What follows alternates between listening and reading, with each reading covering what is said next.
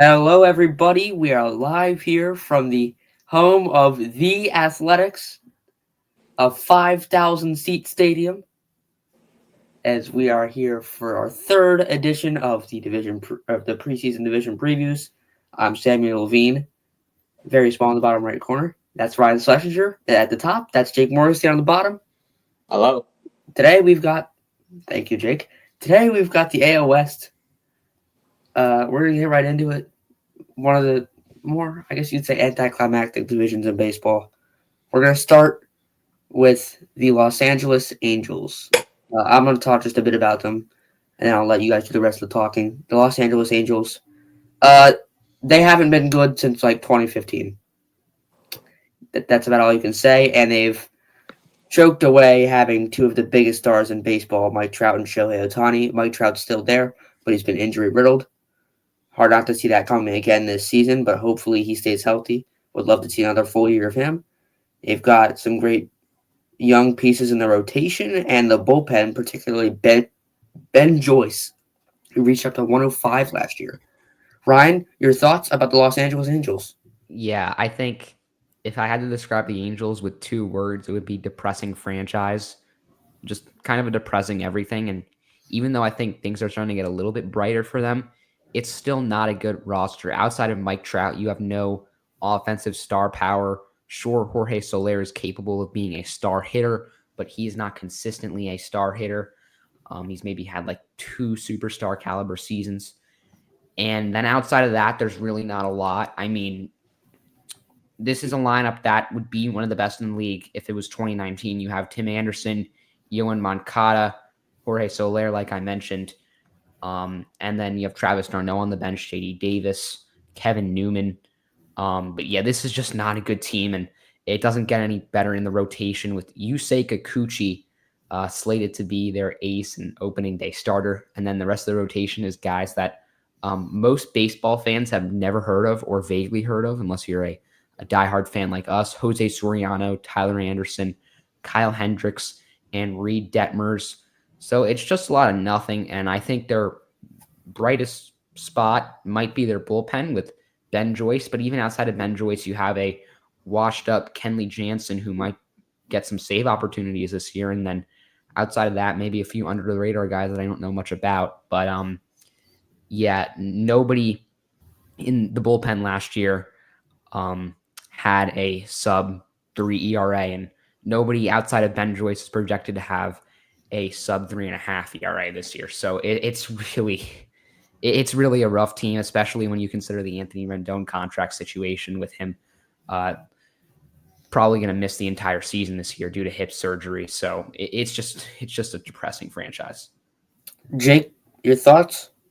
I look at this team and I think that it's going to be a rebuilding year for the Los Angeles Angels. You look, they have young talent like Logan O'Hoppe, Nolan Shanuel, Luis Rengifo, even calling Taylor Ward young as a player, Zach Neto as well. They have young talent and they have the older talent like Jorge Soler and Mike Trout, if Mike Trout can somehow find a way to stay healthy. But overall, this team, like Ryan said, they are a depressing franchise. They have not been good in a very, very long time. Mike Trout, one playoff appearance and none with Shohei Ohtani in 6 years of him being on this Angels team. Ben Joyce, a big bright spot in that bullpen. But overall for the Angels, what I see is a rebuilding year, a rebuilding season, and one that you want to see bright spots from like Taylor Ward and Zach Neto and Logan O'Hoppe from behind the dish to try and help them become a somewhat competitive team in 2026. Yeah. So for the Angels, it seems like a young team, like you said, Jake. Zach Neto, Logan O'Hoppe, two of their best players on offense last year. Very young team overall. But the moves they made this offseason did not seem like they were actually going for a rebuild. It seemed like they were going away from the rebuild, which it looked like they were in a good position to do so. Now, we're going to go on to the team that is our background right here. Yes, they are playing in this stadium. It is the Athletics. There's no city attached. It is the Athletics. They're going to play in Sacramento as a holding spot before they move to Las Vegas. Ryan, your thoughts about this team? Yeah, I'm really high on the Athletics. I'm probably the least high on the Athletics out of anyone on this pod, but I still really like them. I think they are a good candidate to win possibly 85 plus this year is their ceiling. Whoa. And I think they win no less than 75. They're really trending in the right direction. You look at a lot of homegrown talent throughout the team. Jacob Wilson, top prospect, set to see a good amount of playing time this year. They have Tyler Soderstrom, Zach Geloff, Seth Brown. It's a lot of great homegrown drafted talent. All of those guys were drafted by the team. And then they have other guys like Shea Langoliers who were traded to the team as prospects. And then they finally did something this offseason in signing free agent right-handed starting pitcher Luis Severino. It feels like their first free agent signing in forever, at least it's a significant free agent signing. And it was also their biggest ever, over $60 million for a 3-year deal. But yeah, I just love the direction this team's trending in. Will John Fisher spend and try to add to this young core? Most likely not, but you never know with the team out of Oakland now. We'll see what direction he decides to take them in. But also, I can't forget to mention Mason Miller, one of the best young closers in baseball right now. Consistently throws over 100 miles per hour, up to 102, 103. We've only seen one full season out of him, and he's projected to have a 2 F4 as a reliever this year with 30 saves. So I'm really excited to see what this A's team can do, and I think they could really make some noise for the first time since that big infamous fire sale where they traded away Matt Chapman, Marcus Semien, and Sean Murphy, among others. Yeah, Jake, before we get to you, the young, fun team, like Ryan said, very much looking forward to seeing Mason Miller this year again. Expect a lot of the same as last year. Lawrence Butler, Brent Rooker with that extension now. Really excited to see them. Jake, your thoughts? I look at the A's and I look at a team that a lot of people will not talk about to be, like Ryan said, a contender to win 80 to 85 games. And it all starts with the bats with Brent Rooker. Rooker, who has a 98% batting run value according to Baseball Savant, and 96 percentile in xWOBA, 97 percentile in slugging, 97 percentile in barrel rate. Brent Rooker is one of the best hitters in baseball, and people do not realize that he hit 39 home runs last season. And then when you look at other players on this A's team, you have the young star in Lawrence Butler. I know spring training doesn't mean really anything, but he does have 2 home runs and is hitting .583, and going off of a season last year where he hit over 260 with 22 homers in about 2/3 of the season played. Overall, this A's team is looking really strong. They have arguably a top 3 closer and relief pitcher in all of baseball. And then Luis Severino had a bounce back year last year with the Mets. I expect him to have a better year this year with Oakland. Overall, I really like this A's team. I don't see them making the postseason this year, but I see them having a big jump from last year and previous years with this new core and out of Oakland. All right. Good thoughts all around about the Oakland. Oh, I guess we have to restart this podcast now. I said Oakland. And John Fisher does not like that. So we're going to head to our next team. I'm going to let you guys decide who should be. Ryan, whatever team you want to do next time. Let's do the Mariners.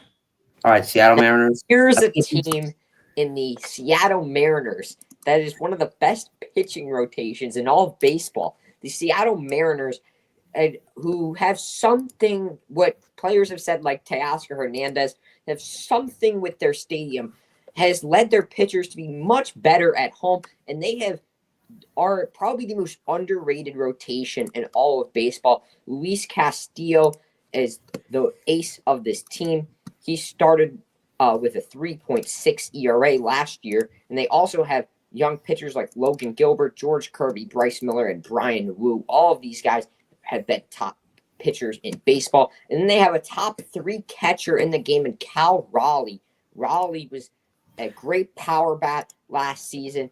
He hit 34 home runs in 153 games for this Mariners team. And this Mariners team is one that I see just missing out on the postseason. Very, very close to the postseason for me. Just overall, the Mariners are a a really, really well-built team, but I just don't see them competing with a team like the Texas Rangers in this division and competing with other teams in the American League. Yeah, Yeah, Jake.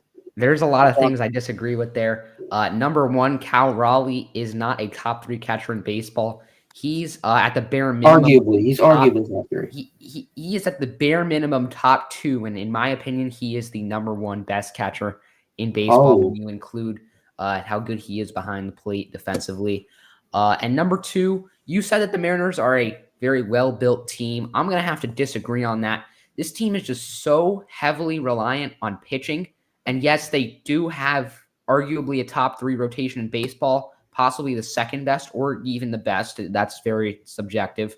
But their offense is just so abysmal. I mean, you look at their lineup. Victor Robles is probably going to be leading off. Randy Arozarena, who's coming off a really down year, is going to be their cleanup hitter. And then the back end of that lineup is just so bad. You have Jorge Polanco and J.P. Crawford, who did nothing offensively last year. Luke Raley and Mitch Haniger are just kind of average, and they're the 5 and 6 guys in the lineup. Yet there's like nothing good about this lineup besides Julio Rodriguez, who is coming off a down year. Hopefully he kind of has a little bit of a resurgence. He did get injured. He did get 2025.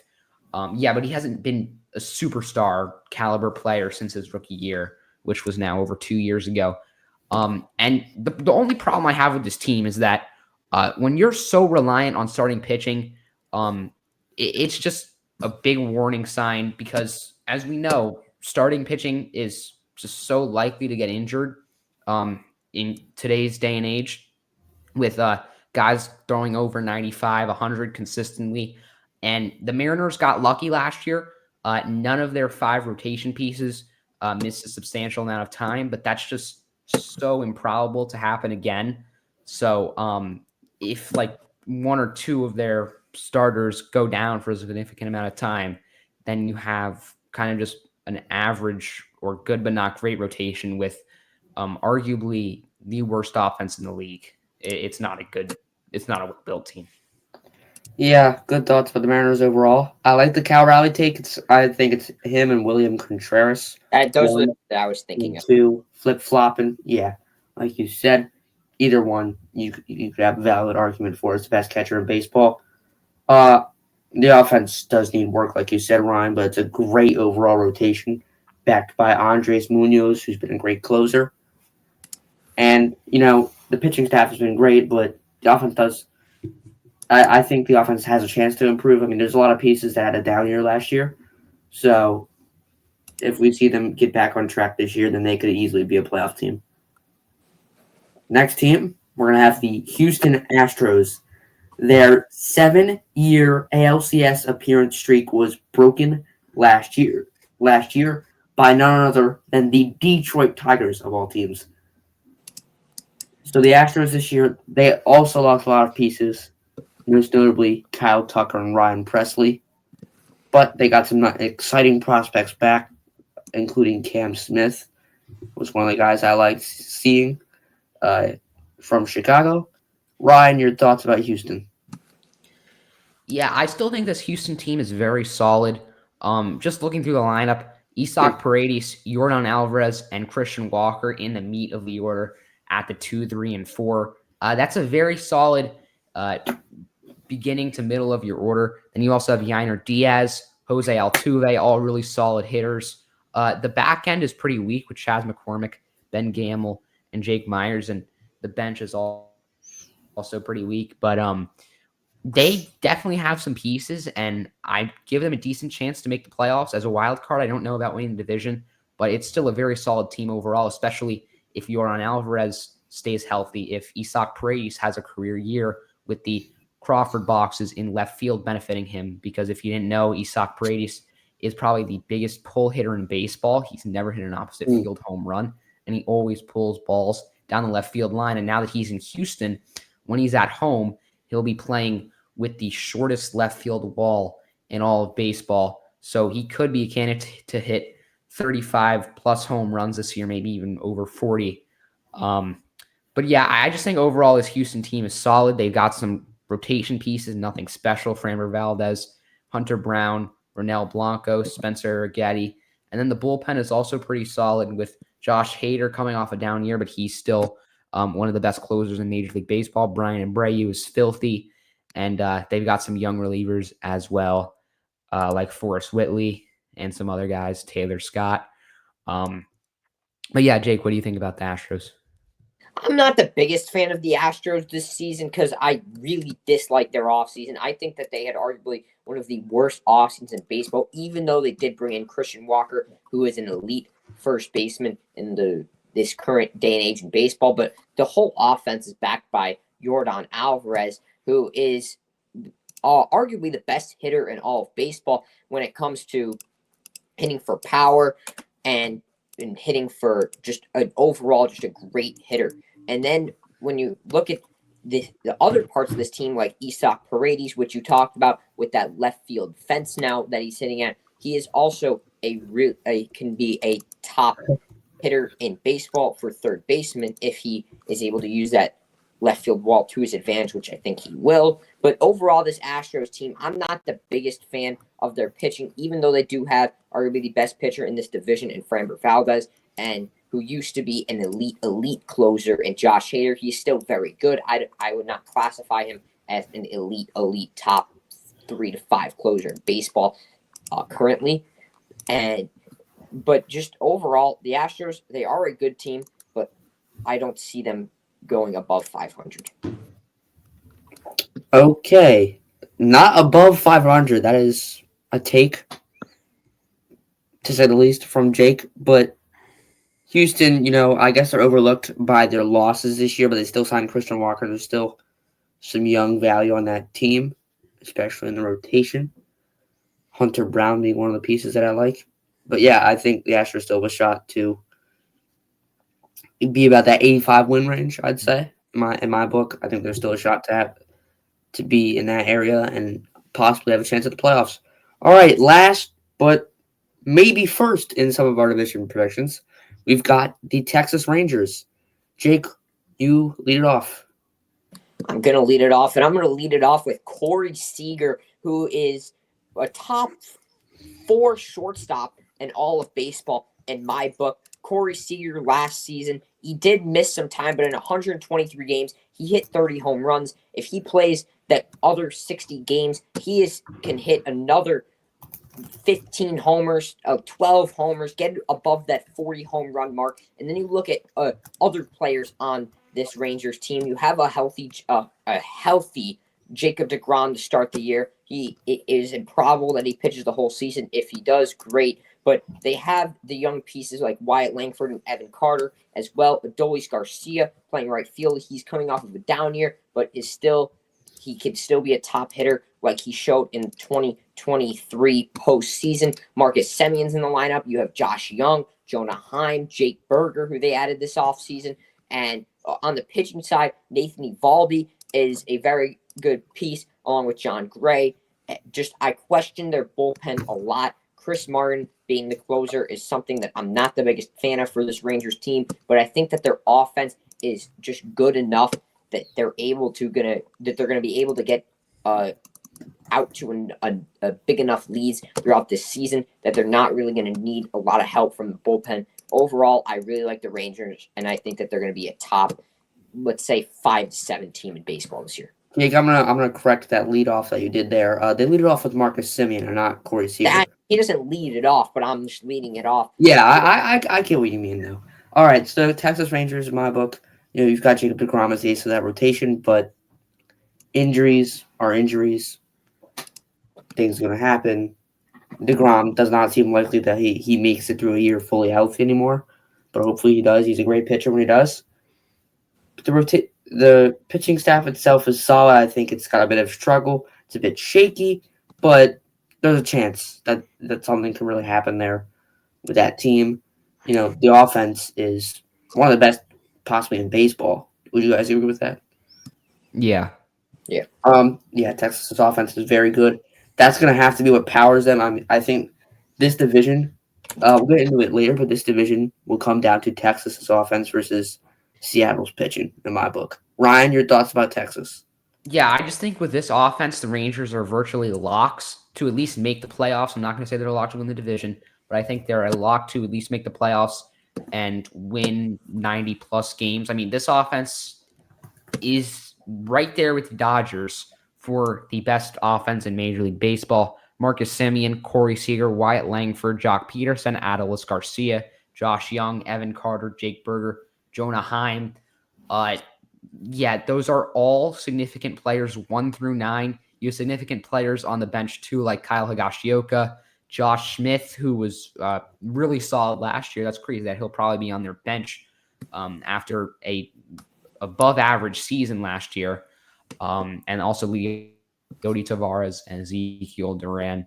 But I think all that needs to be said is that Jake Berger, who was the 2 or 3 hitter for the Marlins last year, will now be their 8 hitter because of how good this lineup is.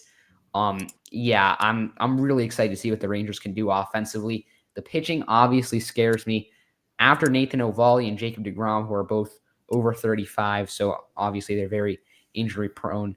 You have John Gray, Tyler Mahle, and Cody Bradford, who I've barely even heard of. It's a very concerning pitching staff. I mean, you can make the case that this team has the worst pitching staff in baseball, but the best offense in baseball.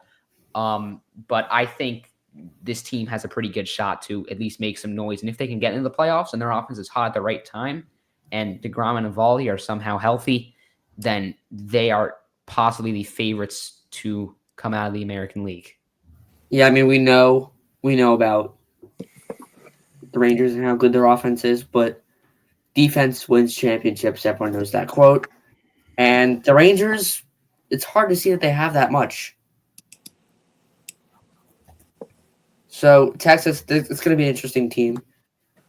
You know, the 2 teams in that division, one arguably has a top 3 pitching staff in baseball. The other has arguably a top 3 lineup in baseball. So it's going to be very interesting to see. Now we will move on to our standings. I'm going to go first here. I hate to do this to a guy like Ron Washington, but my number 5 team with an absolutely abysmal record of 55 and 107. Jesus. Los Angeles Angels. There is quite literally zero hope for that team. I'm just going to come out and say it. They should have rebuilt. They didn't. For some reason, they signed some veterans. I mean, it's okay to sign a veteran or two, but not to spend $63 million on a guy like Yusei Kikuchi and a guy of that caliber. There was absolutely no reason for them to do that. They could have just went cheaper and signed veteran pitchers to mentor the younger pitchers, but for some reason they felt the need to spend. I like the Kenley Jansen signing. That's about it. Number 4, Oakland Athletics. I got them at 73 and 89. I think this is going to be a very fun team. Maybe even a good 73 and 89. I mean, they're trending in the right direction. This is not going to be viewed as like a disappointing season for them. I thoroughly disagree with that take. That's disappointing for them. Okay, but they're still going in a rebuilding direction. There's not necessarily a need to win, especially for their owner. There's not necessarily a need to win for that owner until they go to Las Vegas, basically. But I think the A's, they've got a solid team, young team. I'm excited to see them this year, and I hope they exceed the 73 win threshold that I predicted for them. My number 3 team is Houston Astros. They're going to be at 84 and 78. I like them around that range. I consider them putting them higher. I consider putting them lower as well. But they're going to be one of the most interesting teams this year. I like Houston around that threshold. I think it's one of the safer spots for me to put them. They've still got lots of veteran talent on that team, players that have been through this contending team process for a while. The Astros have got that. Number 2 is the Seattle Mariners. I've got them at 90 and 72. That pitching staff is going to take them a long way. And I think they have a chance to be a 90-win team, and I got them being right there. But by one game, the Texas Rangers do prevail at 91 and 71. I've got them winning the division. Their pitching staff will hold up just enough. That offense is too good for me to pass up. The pitching staff is a worry, but it's not enough of a worry for me. Ryan, your AL West division predictions. All right, I'll go 5-1 just like you did. I got the Angels with 68 wins, last place. That's way too high. No, I mean they still have Oh, pieces. What they won around Okay. that same amount of games last year. I don't really think they got worse. If anything, they improved, especially with Trout being healthy to start the year and playing right field. Could we possibly see a full season from him? I think he's just due at this point to play at least 100 games. They just have pieces. I mean, they've got a lot of young players. They're not like in the White Sox, Rockies, Marlins territory. And then my fourth place team, I have the A's at 79 wins. Just a solid team. Like they don't have many superstars. Really, they don't have any. I mean, Mason Miller's a superstar closer, but Rooker can't really play defense, although he is a superstar hitter, one of the best in the league. And then outside of that, they just don't have a ton, but a lot of young talent. So they are a team to be excited about. They'll be one of the most fun teams to watch in Major League Baseball, but I don't really see them winning much more than 80 games. I think their ceiling is 85. Their floor is like 75, and I think they'll win 79. My third place team is the Houston Astros. I got them at 82 wins, just an average, mediocre, solid team. They have pieces, but nothing special. And then the Mariners at second place. I've got them only with 85 wins just because I feel like it's inevitable that one or two of those starting pitchers, maybe even more, get injured for a significant amount of time at some point down the stretch of the season. And that offense is just so abysmal. And then when you add that they play such a pitcher-friendly ballpark, outside of Cal Raleigh and Julio Rodriguez, nobody's doing anything for that offense. So I've got them at 85 wins. And then my first place team is the Texas Rangers, but I have them winning less than 90 games. I think they have the potential to win over 95, but I have them at 89 wins just because of how abysmal that pitching rotation is. If Jacob deGrom and Nathan Eovaldi stay healthy, I think that changes a lot of things, but I can't trust two 35-year-olds to stay healthy. So I have them just on under 90 wins at 89. Very fair predictions there. Jake, 5-1. What do you got for the AL West? So you guys both have the same. Mine is slightly different, but obviously I'll start with the number 5 team, who are the Los Angeles Angels, and I have them at 66 and 96 this season. We've talked a lot about them already. And at my fourth place team, a 15-win jump, I have the Houston Astros at 81 and 81. I think this is a completely average team, and that record that I have them at 81 and 81 is completely 500 average.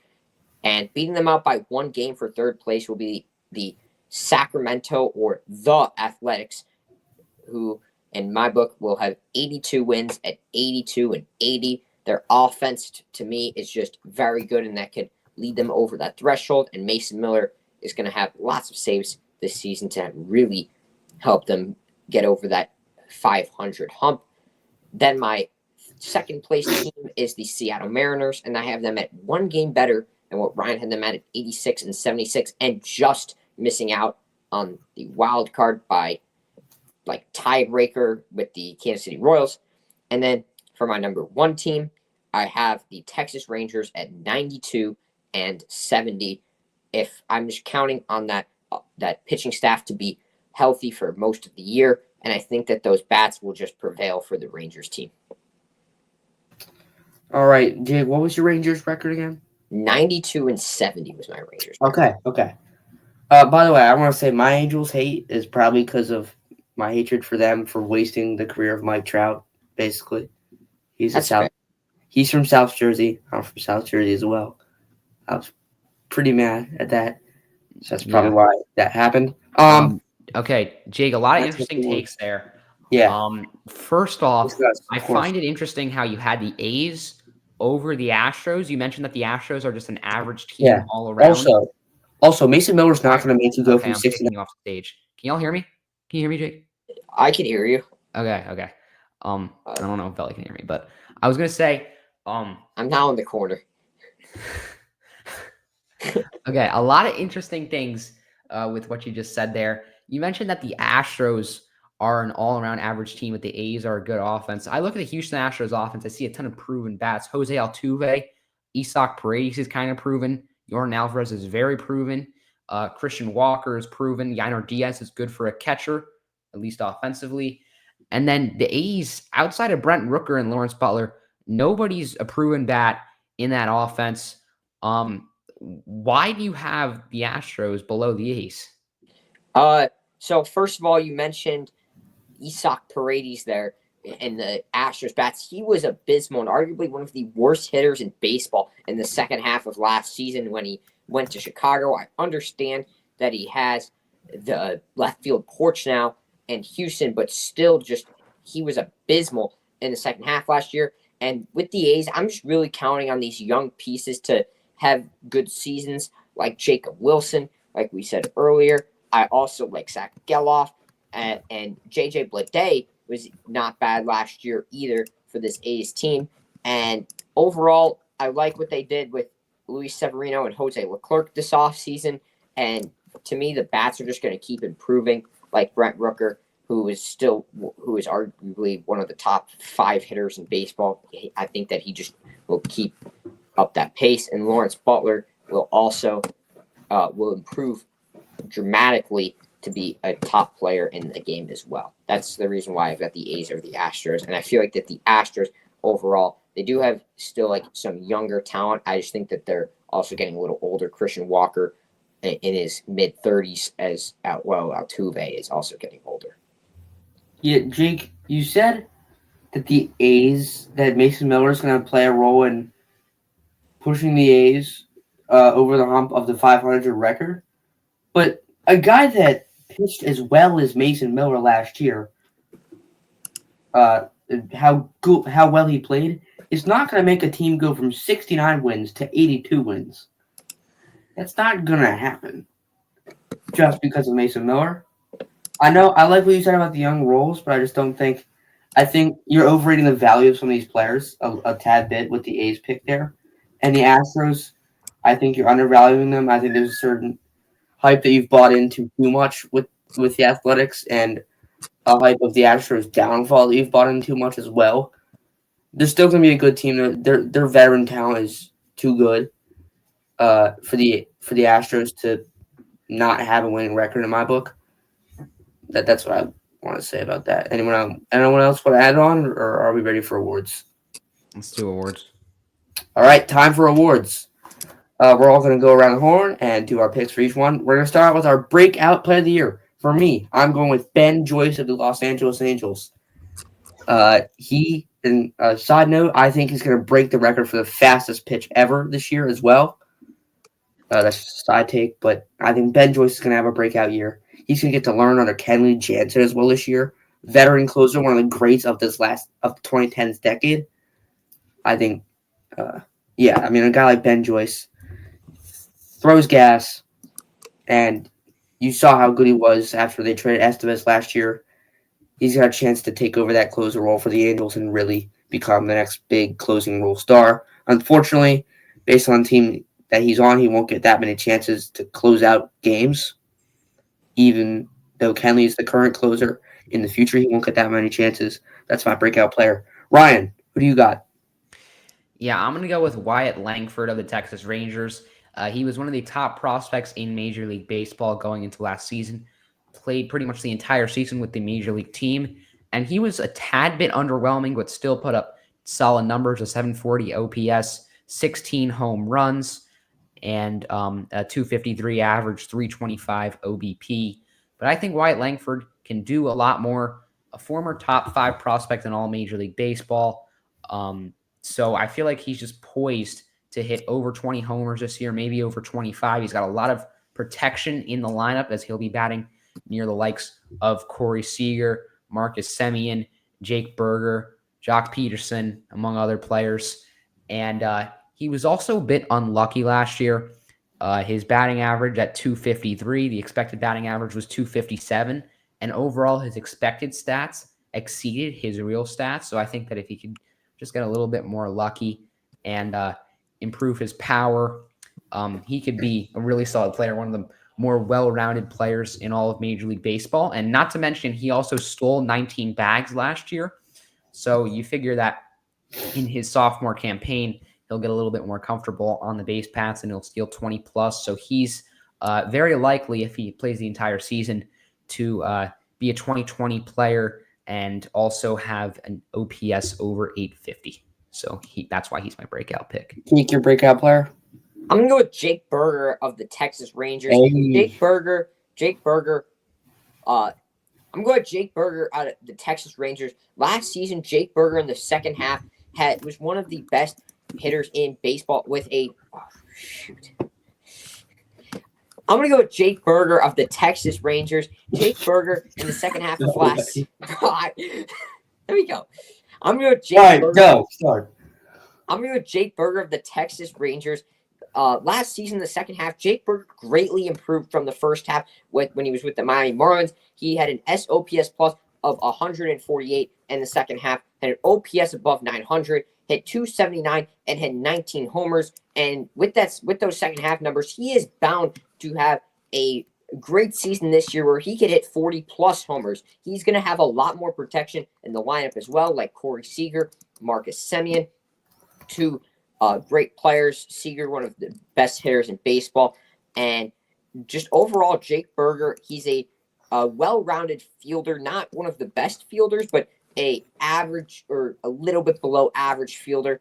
And then his bat is still very good. It's very powerful. And he, to me, will have a 40-plus home run season and is going to be a very good hitter for this Rangers team.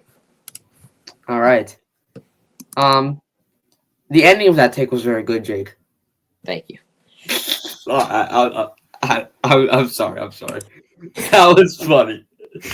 I'm sorry. That was really funny. Do not watch this part. Yeah, for everyone watching, just skip past. Yeah, I'm too lazy to edit this out.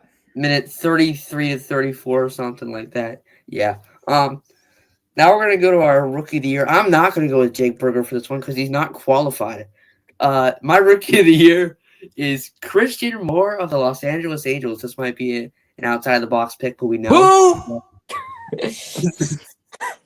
Valentine, that is not the shot. All right. My logic behind this is we know that Los Angeles Angels love to call up players early. They just took Christian Moore last year. He was a great player, in his leadoff hitter on Tennessee's College World Series winning team. I think he's got a lot of talent at second base. I've been hearing a lot of good things about him in the minor leagues. And I think the Angels do call him up early. Yes, I know I sound stupid right now. But I think the Angels do call him up early, and he's going to play a full season every day. I think he's going to start rookie of the year. Ryan, your pick. We've heard great things about him.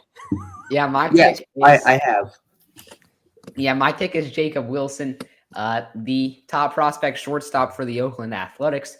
He's just 22 years old, but last year in AAA, a little over 200 at-bats. He had an OPS over 1,100, a batting average well over 400. And some people are calling this guy the next Luis Ariz. I think that's a perfectly accurate representation. That's not a good thing from what I've heard from you, Ryan. Well, he can also field. He plays shortstop. But basically, Luis Ariz with fielding, he was not very good in his cup of coffee with the A's Major League squad, about 30 games played in September as a September call-up. And he didn't do much, but now that he'll get more comfortable and he'll also have another year under his belt, I think he'll win Rookie of the Year for the AL West and hit well over 300.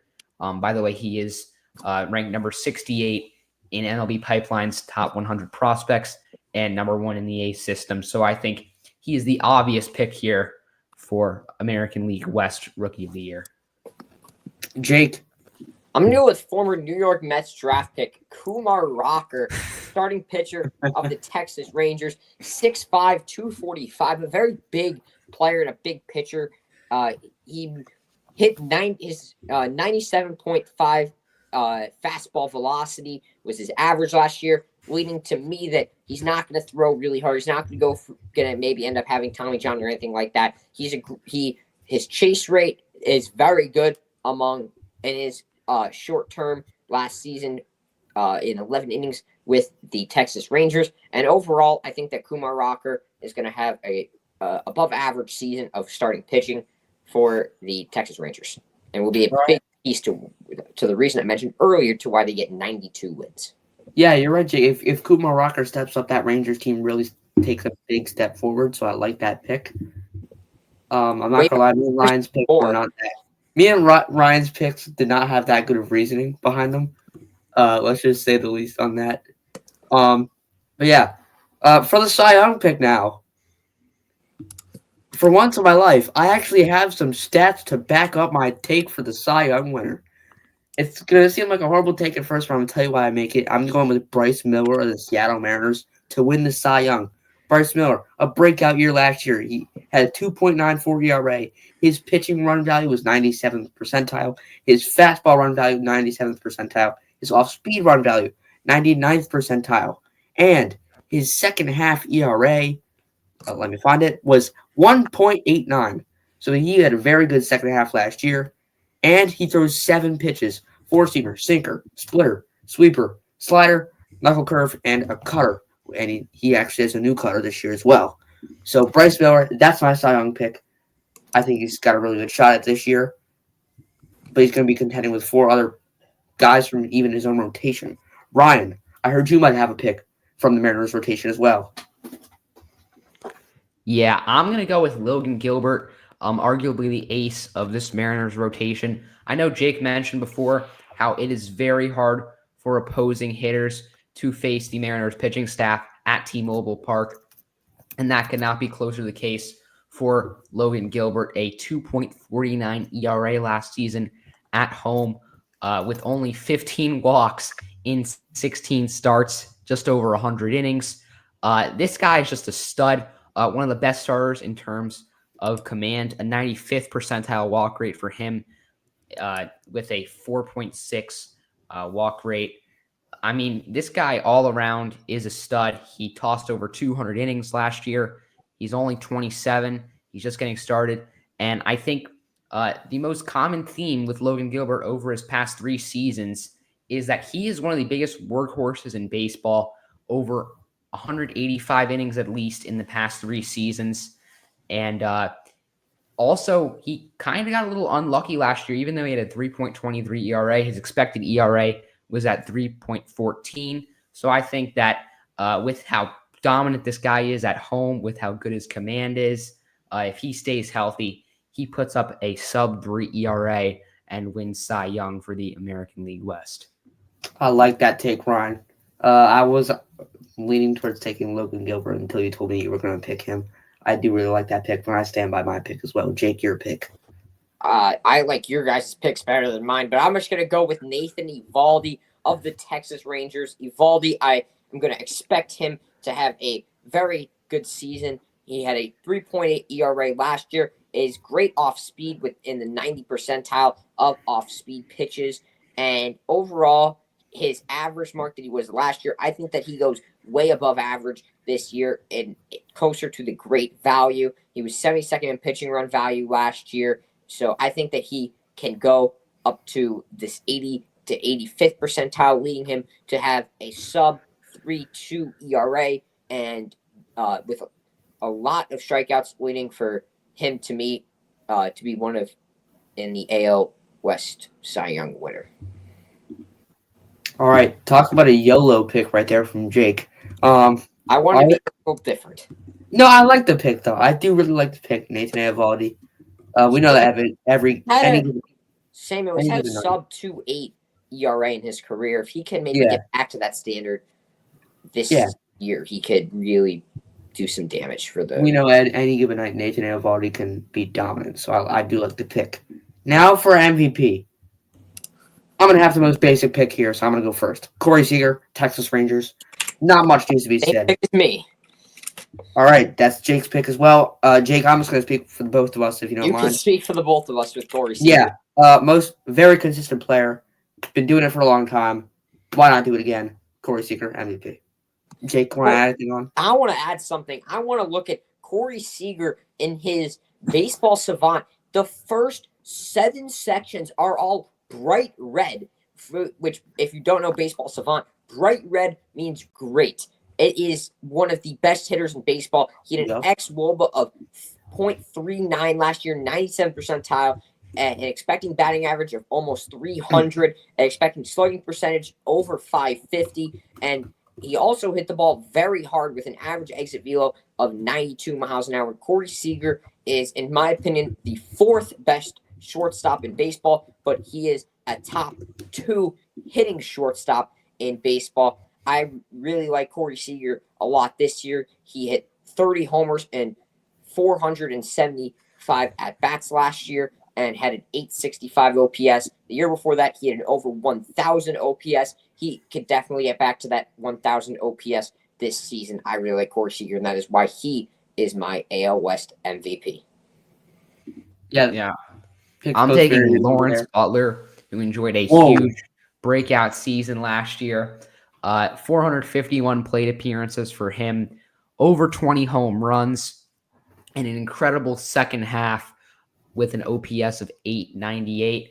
I think he'll pick up right where he left off in the second half of last year and have an OPS right around 900 with solid fielding in right field, a ton of speed. I think he'll easily go 30 for 30 if he plays the entire season.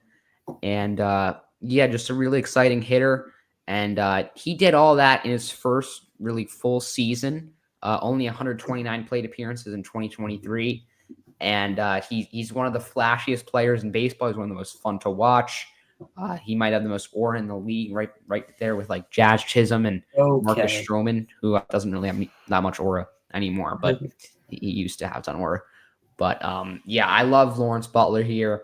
There's a ton of guys who have the edge over him, like Corey Seager. But I think if some things go his way, some other guys get injured, Lawrence Butler overperforms a bit, he wins MVP. He's probably the most dynamic player in this division. In the span of just about a couple of seconds, Ryan ruined his MVP pick by using aura as a stat. I've never heard that be used as a stat. It was a statement, not a stat. It was a statement. Okay. Fair enough.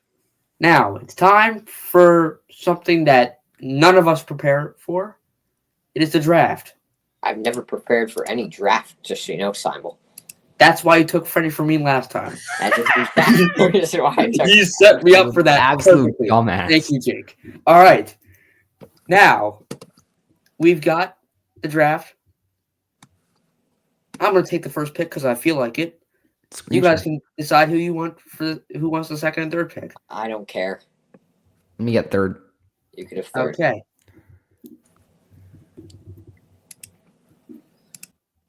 Okay, we've got the draft for the AL West. Now, after a short break to set it up, I'm going with my first pick. It's pretty obvious for me. I'm going to go with my MVP pick, Corey Seager at shortstop. Ryan, Jake is on the clock because Ryan chose to go last. State draft, obviously, so some strategy to that. Jake? I will be going with Ryan's MVP pick, Lawrence Butler, at number 2. Where do you want him? He can play right field for me. All right, Ryan, back to back. Who are you going to take here? All right, I'm just going to stack hitters. Let's go with literally the two best hitters in the division. Yordan Alvarez at DH, Brent Rooker in left. Can't go wrong with those picks right there. Jake? I will be adding to my bullpen, and I'm going to be taking Mason Miller. Bullpen that early is diabolical. I just have to say it. I want more A's glaze. I'm going to get Ryan's Cy Young pick here, actually. I'm going to go with Logan Gilbert. I think he is actually the best pitcher in the division right now. And I now have no idea who I'm going to take. Okay. I'm just going to go with Julio in center. Wow. Valentine. Jake, you just took a coach. Jake, Did you really just leave one of the best catchers in baseball, Cal Raleigh, on the board for me? So I will be taking Cal Raleigh right here. Guys, do you mind if we restart the draft? No. Why? I mean, yes, I do mind. It was worth a shot. Cal Raleigh. Yeah, that was a mistake. All right, Jake or Ryan. I think you already lost, Samuel. No, there's still time. There's not many good pitchers in the division. Yeah, I just got a good pitcher, so yeah, there's that. I'm just gonna go pitching staff now, I think. All right, I'll go Framber as my ace. Okay, I like it. And I'll go.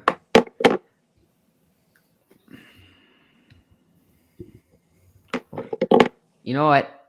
This is injuries off, and he's still always a good hitter Oh, when he's no. healthy. Mike Trout and right. No, I was gonna take him next. No. Okay, Jake.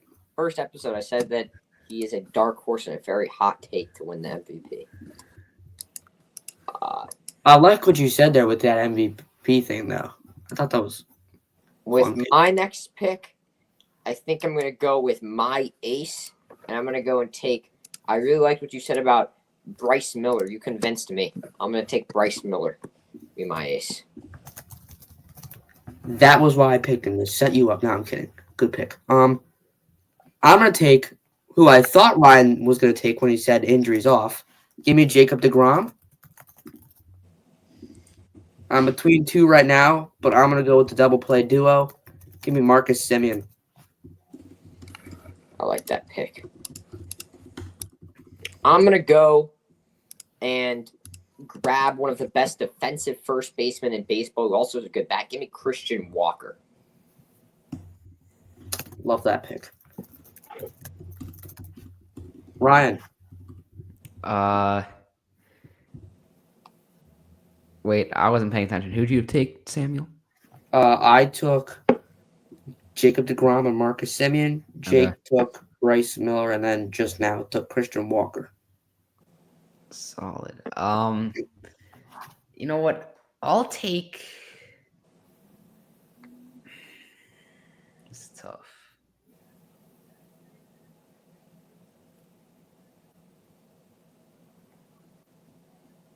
I'll take the best manager in the division by a mile. Give me Bruce Bochy.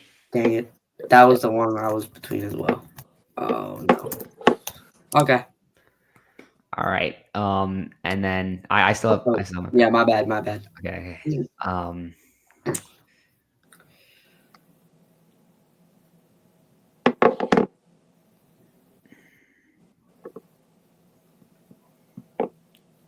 gonna go with the only other good catcher in the division. Let me go Yiner Diaz.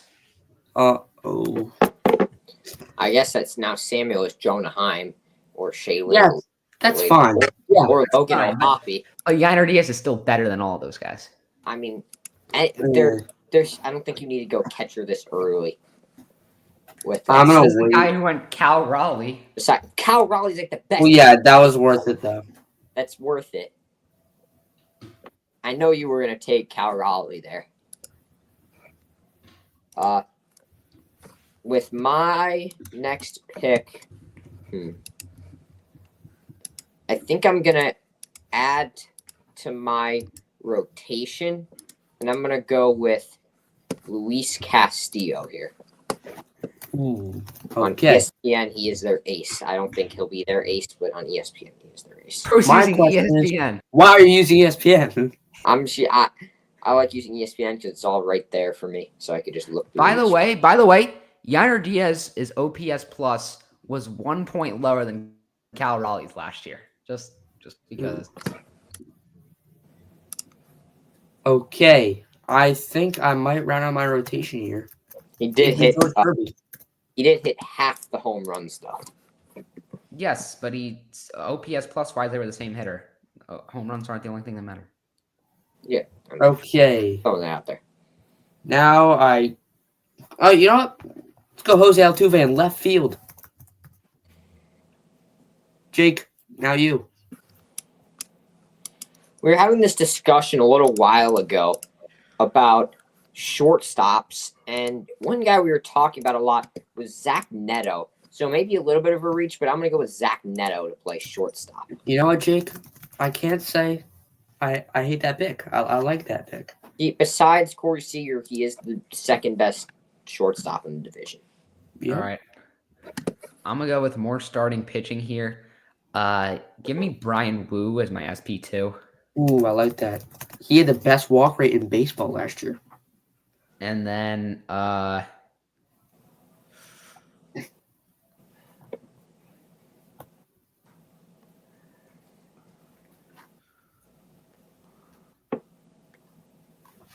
I have like no options in center field.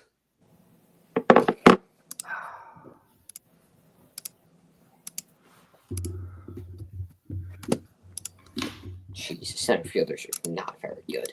Yeah, you might have to move someone over.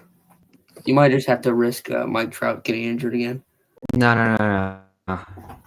Actually, no. I'll just play Wyatt Langford in center and go with him right here. I like it. I like the pick. Is that your, or do you have another one? Oh, you don't. Okay. Jake. For my next pick, I think I'm gonna add and finish off my rotation. Okay. Has George Kirby been picked yet? Yes. Yes. Ooh, okay. Then, I don't know what I'm gonna do now. Then, I think I'll go with. I think I'll reach here and I'll take Jake Berger to play. I'll put him at third base. Let's go, Jake. That is insane. I can always. You had to make that pick. It Okay, couldn't you can move him to where? Where can you move him to? DH. nowhere. Oh. Oh, you want to put him at DH? Yeah, I just put him at DH out the Wow. gate. Who else are you taking who's a worse defender than him? True. Oh yeah, that's fine. You can put him at DH. I gotta find some people for my next pick. Down year last year, but I think I have to do it. Hold on, let me make sure. Wait. Oh, I thought for a second no one took Jordan. Okay. Give me a sec. My pick. I'm looking around the league. Nothing right now. Let me go to Seattle, maybe. Let's see. You're looking for bats in Seattle and Cal Raleigh and Julio are already off the board. No, I'm actually looking for a closer. Give me Andres Munoz. And then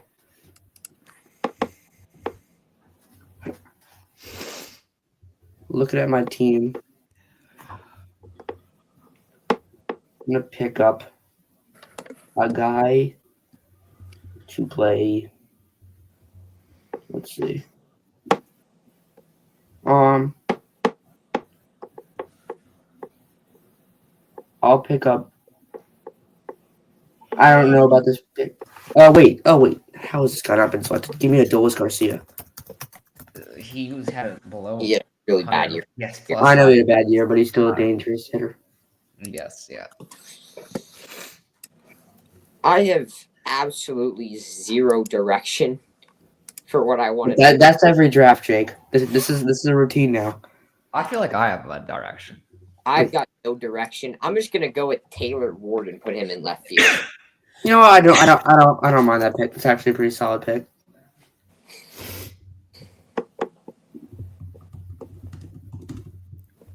All right. Go down. Yeah. Okay. Has Jock Peterson been taken yet? No, you have nowhere to put him though. I can play him at first. He has 23 career appearances at first. Okay, that is crazy, but okay. And then, I mean, anyone can really play first. It's an easy position, but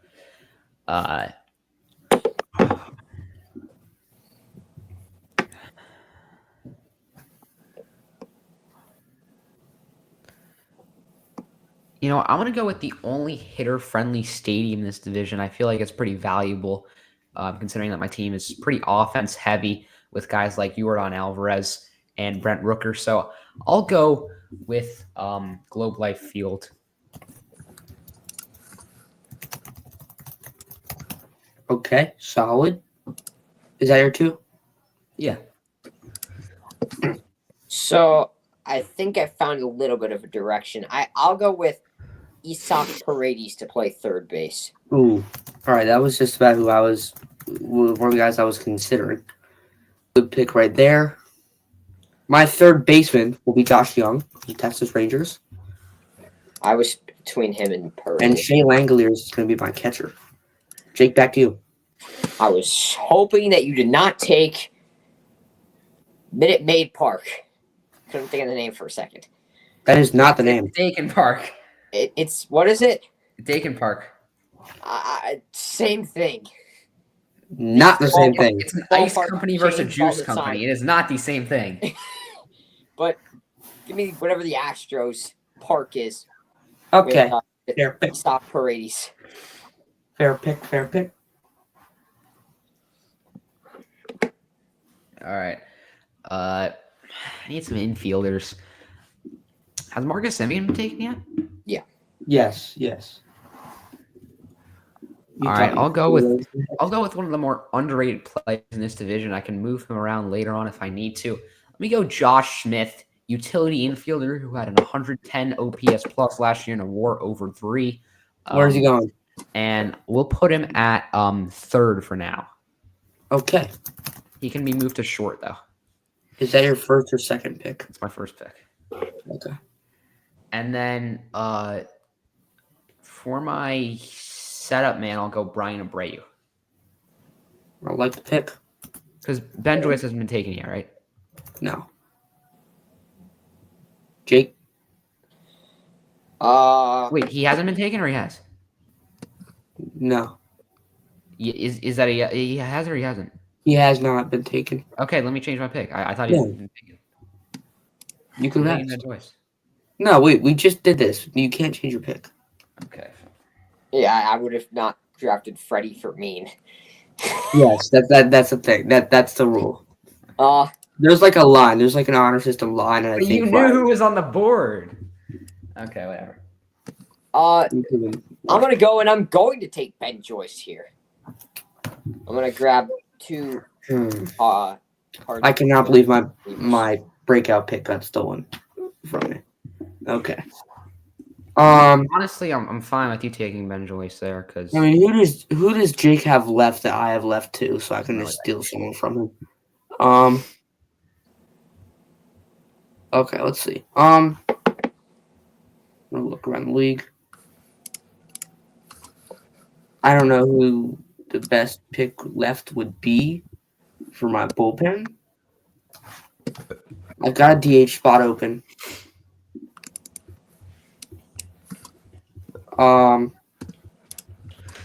Let's see. Athletics, Angels, Houston. Houston's gotta have someone left. Oh wait, has no one taken Josh Hader? No one's taking Josh here. You could have. All right, I'll still take him. He's still a very good pitcher. No reason not to do that. Samuel, you're not going to take my pick, so don't try to steal anybody. I mean, I do have my DH spot open, so you don't know that. Christian Walker's been taken, yes. All right. Yep. I gotta look for a first baseman. That's really all I care about right now. There's always Luke Raley. Yeah, there's always free agency for him. I'm not gonna take Tyler Soderstrom. Is it okay for me to take Jonah Heim and put him at first? Is it allowed? Let me check his splits at positions. Let's see.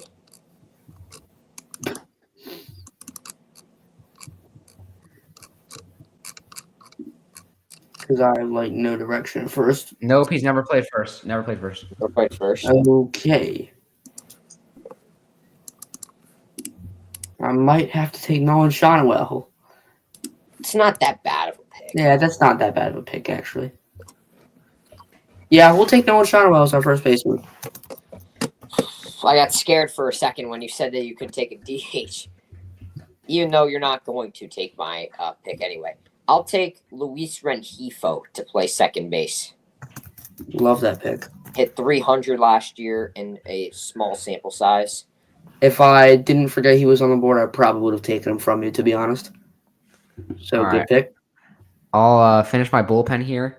Let me move Brian Abreu to the closer role.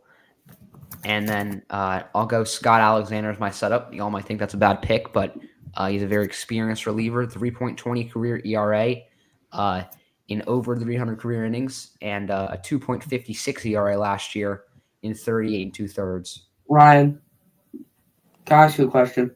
Yeah? Did Scott Alexander pitch for the Marlins? No. Okay. Just going through depth charts. He pitched for the Dodgers and Giants. I- And Royals. I thought that was strictly because he had pitched for the Marlins, so you took No, him there. he's just the best A's reliever besides Mason Miller. Okay. But my next pick.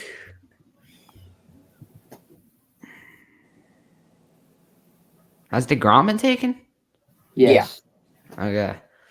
I'm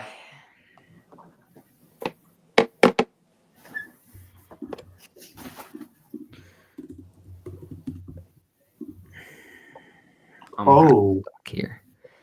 I think I just found my DH. Is Bryce Miller still on the board? Nope. Nope. So no Mariners starters on the board. Yeah. Is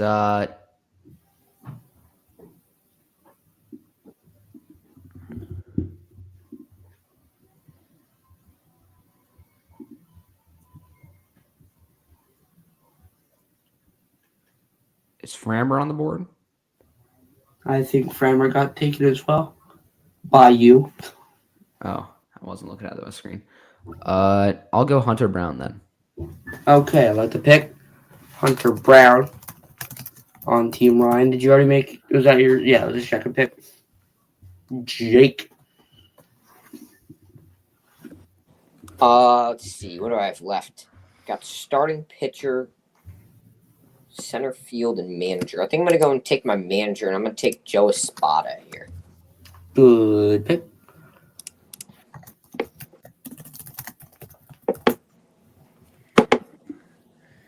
We rounded out here. My designated hitter is going to be Jorge Soler. Good pick. I like that. Thank you, Jake. It's the first time you ever said that about one of my picks, so I appreciate that.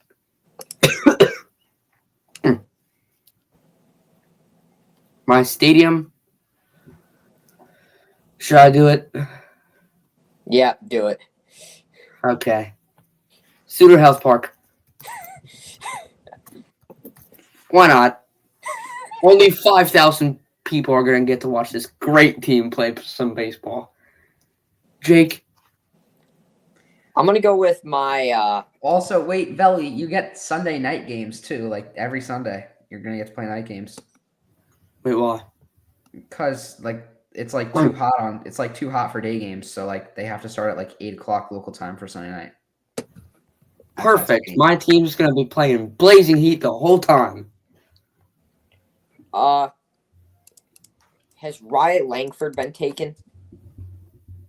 Yes. Yes. I took him.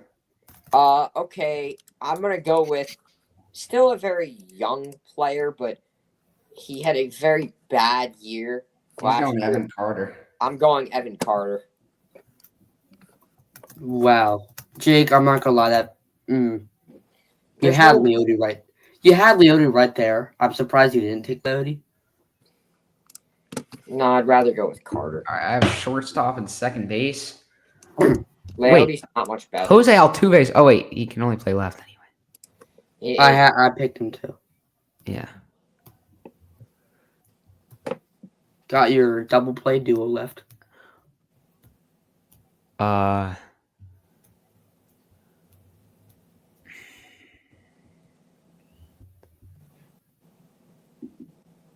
Zach Neto's not there, right? Zach Neto is not there. Bros in I think we trouble. have to go with your rookie of the year, Jacob Wilson. Nah. You're not Wait. going to doubt your rookie of the year pick, are you? Geloff is Geloff on the board? Geloff is on the board. Actually, I like Wilson better. I'm going Wilson. You You can go with pick both. Is that what you want to do? Yeah. No, not Geloff. Not Geloff. I said I like Wilson better. No. Sorry. You could get them both. Yes, You I need- don't want Geloff. Oh.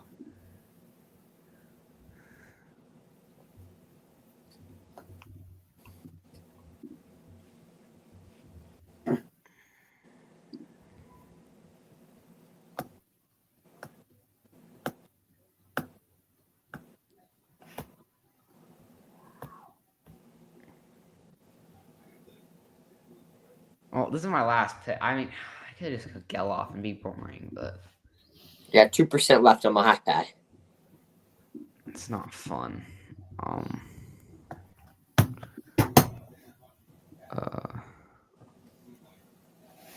All right, actually, Jake, you- I'll go Jeremy Pena.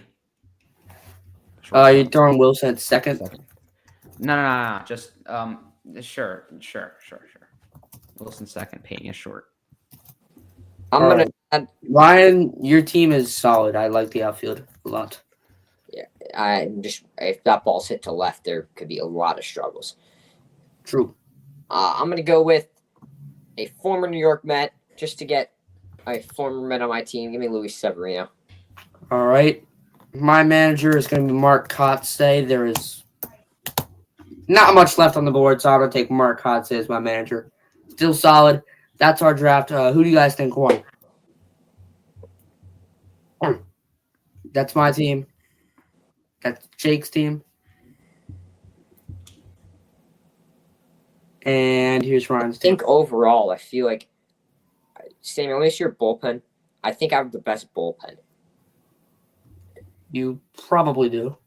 Yeah, I think I have Yeah. the best bullpen. You definitely have the hardest throwing bullpen. My starting pitching is very good. Yeah. No, Valley's bullpen's better. I like Valley's bullpen better. You like Valley's bullpen better? It's up in the air. I think Jake's bullpen is better than mine. But I don't know. the lineups, Ryan's lineup is very top heavy. You're gonna have something like Yeah. who would be leadoff? Like Trout, Langford. You have like Langford, Rooker, Trout, and Alvarez as your top four. That would be very pretty good. crazy. Peterson also in the middle of your. Peterson also in the middle of that order. Right? That's Like a 130 OPS plus last year. very good hitting wise lineup. I like my lineup a lot. You got hit Semien, Seager, Go to my Altuve's gonna be there. Besides Evan Leo, Carter, Garcia, Soler, plenty of contact and power. besides Evan Carter, is there really any holes in my lineup? Taylor Ward, Not Where's too the- much, but it kind of lacks a big star. Isak Paredes. Isak Your Paredes, lineup kind of oh, lacks a big star. at- I mean, Who's gonna be like your top four in your lineup? Yeah, you don't have any top four would stars. be like Butler, then like Neto, Raleigh, Walker. Yeah, Zach Walker. Neto as Brady. one of your top. I think four. me and Ryan's lineups are substantially better than yours. So I don't. And your pitching ain't even that great. You have Severino at the 3. Like, I don't know. I think it's. I mean, I think we can give it to you, Sam. All right. I don't know. I think we'll probably That's wrap me. it up. Is Yeah. that my first draft win? I think it is. Yeah. All right. All right. Thank you guys for watching. This was Division 3 of 6. Sam Durham will join us next time if he doesn't Back out on us again. back out again. That will be the NL East next time. A very entertaining division. All 4 of us are NL East fans, and they're all different teams as well. That's going to be such a fun episode. For me, I'm Samuel Levine, Ryan Slester, Jake Morgenstein, signing out. Have a good one, everybody.